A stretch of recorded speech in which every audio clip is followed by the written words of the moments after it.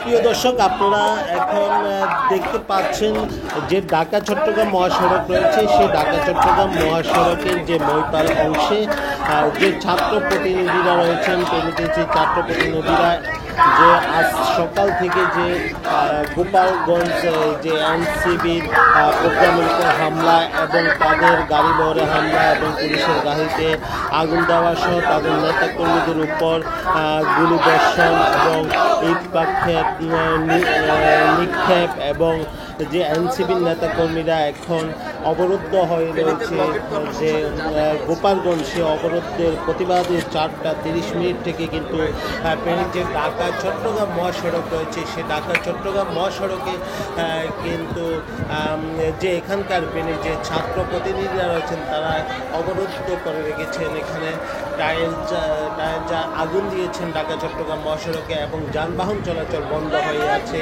এছাড়া আপনারা এখন দেখতে পাচ্ছেন যে ক্যামেরার পিছনে যে আসলে ঢাকা চট্টগ্রামের যে একটি গুরুত্বপূর্ণ মহাসড়ক, সেই গুরুত্বপূর্ণ মহাসড়কে সর্বপ্রথম কিন্তু এখানে ছাত্র প্রতিনিধিরা যদিও 2-4 জন ছিলেন যেখানে আন্দোলন করতেছিলেন, তাদের যে এনসিবির নেতাকর্মীদের গাড়ির উপর কেন হামলা হয়েছে এই জন্য এখন এনসিবির নেতাকর্মীদের সাথে কথা বলার জন্য চেষ্টা করতেছে যে ছাত্র প্রতিনিধি রয়েছে তাদের সাথে কথা বলতেছেন। এখানকার যারা পুলিশ প্রশাসন রয়েছেন তারা তাদের সাথে কথা বলে তাদেরকে সরিয়ে নেওয়া যায় কিনা এই ধরনের কথাবার্তা এখানে চলতেছে। এখনও আমরা এমনটাই দেখতে পাচ্ছি। আমরা এদের অনেকের সাথে কথা বলেছিলাম, তারা আমাদেরকে জানিয়েছেন যে তাদের এনসিবির যে প্রোগ্রাম, আজকে যে নিষিদ্ধ ছাত্রলীগ যুবলীগের যে সংগঠন, সেই সংগঠনের হামলাকে কেন্দ্র করে কিন্তু আজকে তারা সড়ক অবরোধ করে কিন্তু এখানে আগুন দিয়েছে সড়কে।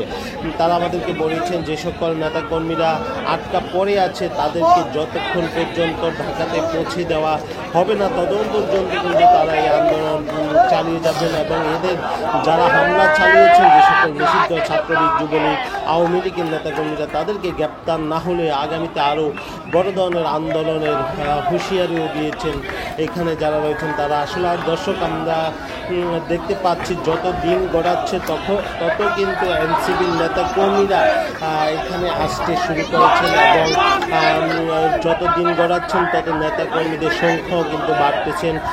যানবাহন চলাচল বন্ধ হয়ে যাওয়ায় দীর্ঘ লাইন দেখা যাচ্ছে, যেগুলো ঢাকা থেকে চট্টগ্রাম দিকে যাচ্ছেন সেই দিকও তারা বন্ধ করে রেখেছেন এবং যেগুলো চট্টগ্রাম থেকে ঢাকা যাচ্ছেন সেই লাইনও কিন্তু বন্ধ রয়েছে এবং সড়কে টায়ারের মধ্যে আগুন দিয়ে কিন্তু তারা বিভিন্ন স্লোগান দিচ্ছেন। মুজিববাদের স্থায়ী নেই এই বাংলা, এই ধরনের স্লোগানগুলো কিন্তু তারা এখানকার নেতাকর্মীরা দিচ্ছেন। সব মিলিয়ে কিন্তু এখানে বর্তমানে ঢাকা চট্টগ্রামের মহাসড়ক বন্ধ হয়ে যাওয়া কিন্তু যান চলাচল বন্ধ রয়েছে। এই ছিল আমার কাছে সর্বশেষ।